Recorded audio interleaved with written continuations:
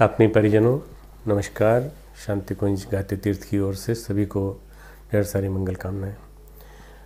हमारा देश समय समय पर भारी विपत्तियों से जूझता रहा है और जब भी वो आई हैं तो उनका सामना भी किया है। ऐसा नहीं है कि ये विपत्तियाँ केवल एक ही स्थान पर आती हों और पूरे देश में समय समय पर आती रहती हैं। उत्तर भारत में हम लोग बैठे हैं, यहाँ पर कभी जम के ठंड पड़ती है तो कभी बर्फ़ गिरती है ऊपर पहाड़ पर। तो जब गढ़वाल और कुमायूं की रेंज में बर्फ़ गिरती है तो यहाँ भयंकर ठंड होती है और उस ठंड का प्रकोप सभी को सहना पड़ता है। इस बार 4-5 महीने हम लोगों ने ठंड का प्रकोप सहा है, पानी भी खूब गिरा है। तो देश के किसी हिस्से में पानी गिरता है बहुत ज़्यादा, किसी हिस्से में कभी सूखा पड़ता है। इसी तरह से पूरे विश्व में हो रहा है। विश्व में अभी अमेरिका के आधे से ज़्यादा हिस्से में बहुत भयंकर सूखा पड़ा है और आधे से ज़्यादा हिस्से में भयंकर तूफान आ रहे हैं। और इसी तरह से यूरोप में और अगर आप देखें तो विश्व के इतिहास में पहली बार इतनी भयंकर बाढ़ मॉस्को नगर में आई कि मतलब कभी उन्होंने कल्पना भी नहीं की थी। रशिया में और यूरोप में बड़ी भयंकर बाढ़ उसका सामना करना पड़ा है। ठंड इस समय मैं जब आपसे बात कर रहा हूँ 5-7 अप्रैल को, उस दिन जो है बहुत ज़्यादा ठंड इस समय वहाँ पर है।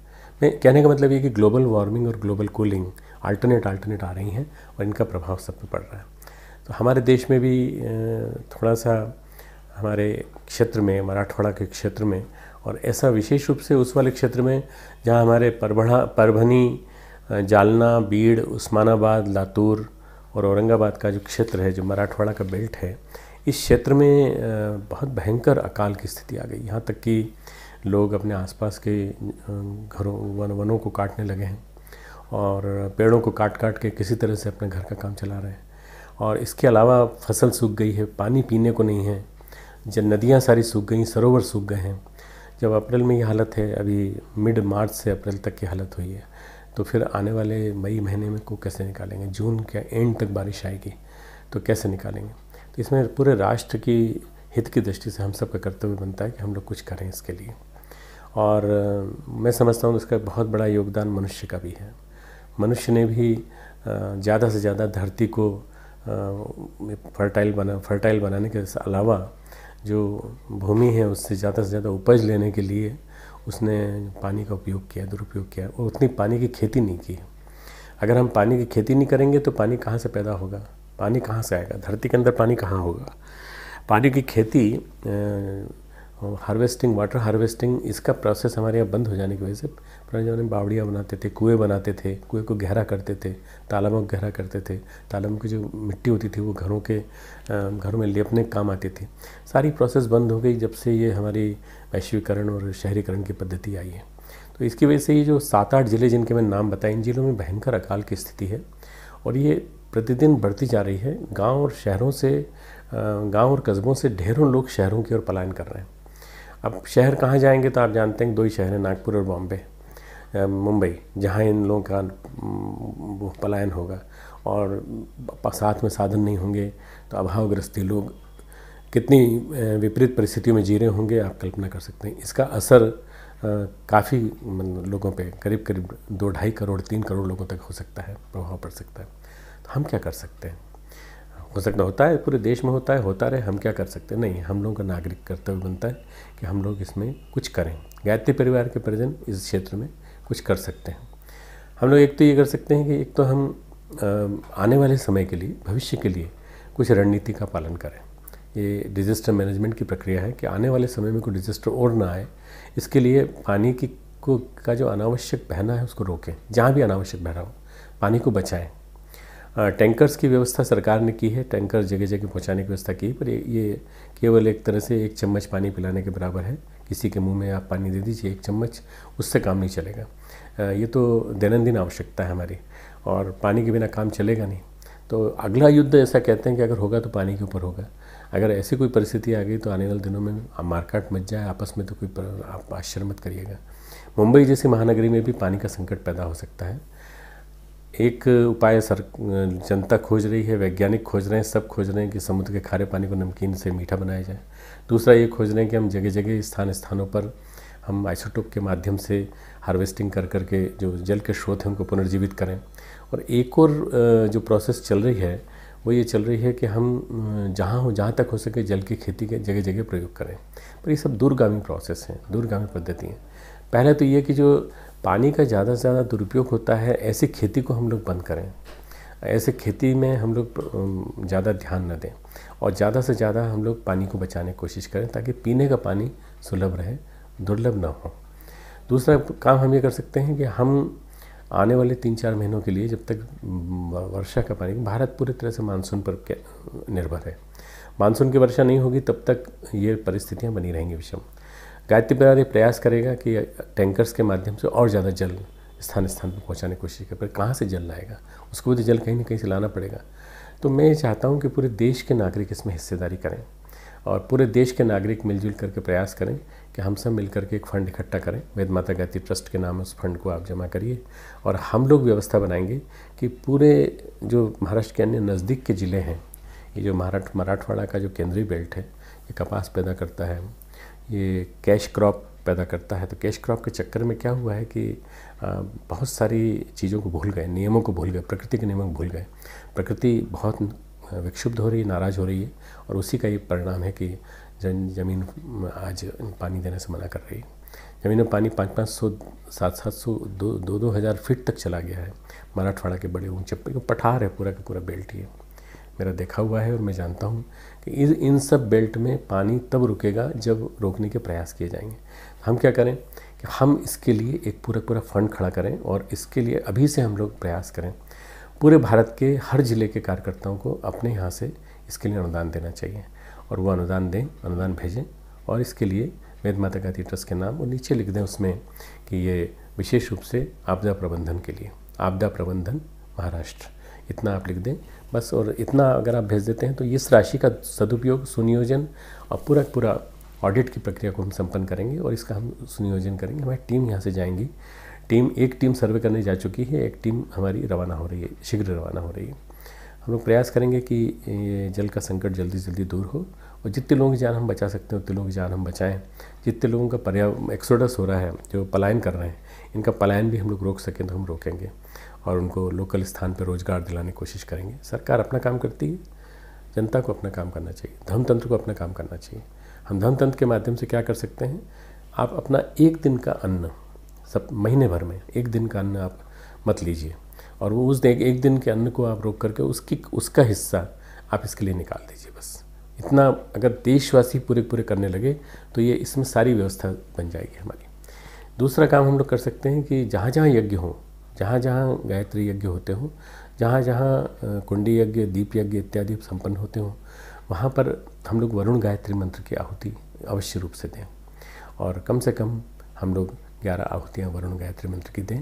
उससे एक वातावरण बनता है और वरुण देवता प्रसन्न होकर के पानी जल्दी बरसाएंगे और उम्मीद है कि वातावरण हमारे अनुकूल बनेगा। ये प्रयास आपको करना चाहिए।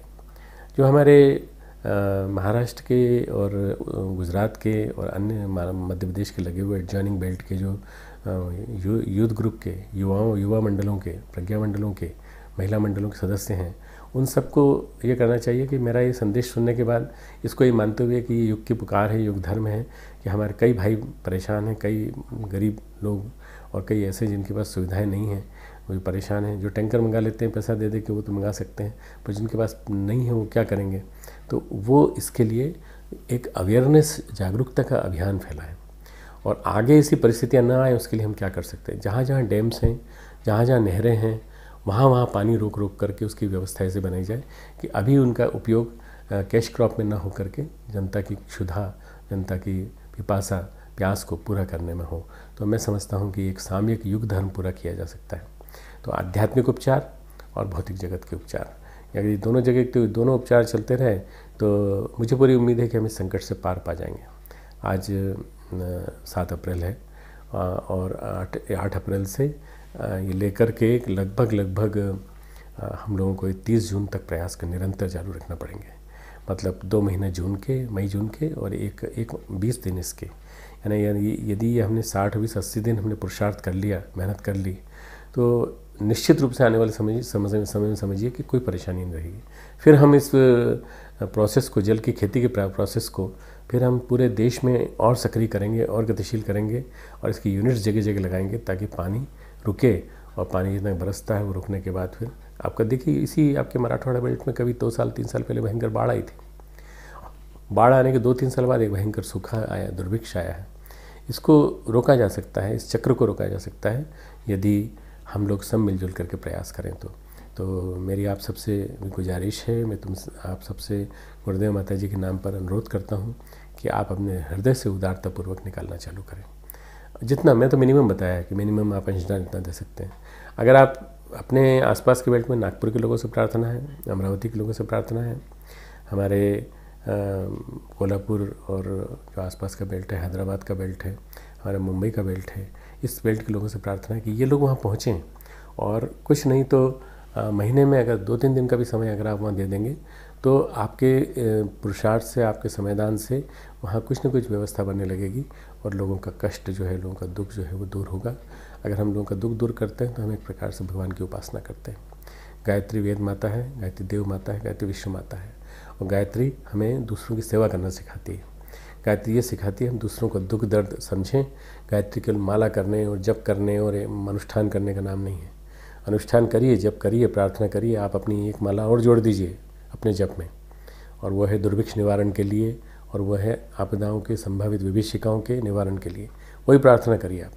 परंतु सबसे बड़ी प्रार्थना, सबसे बड़ी जो पुरुषार्थ हो सकता है वो आराधना का हो सकता है। उपासना में जान है, साधना में आपकी जान है, तो आराधना प्रबल नहीं है तो कोई फ़ायदा नहीं। आराधना है ना समाज सेवा, और समाज की सेवा वर्तमान में युग धर्म ये कहता है कि इस समय का युग धर्म है लोगों को जो पीड़ित हैं, दुखी हैं, प्यासे हैं, उन सब प्यासे लोगों को हम पानी पहुंचाएं, जल पहुंचाएं, और भी उनकी कोई आवश्यकताएं हों तो वो पूरी करने की कोशिश करें। उनसे पूछें क्या क्या क्या ज़रूरत है उनकी। इसके लिए दल बन जाए, आपदा प्रबंधन वाहिनी बन जाए।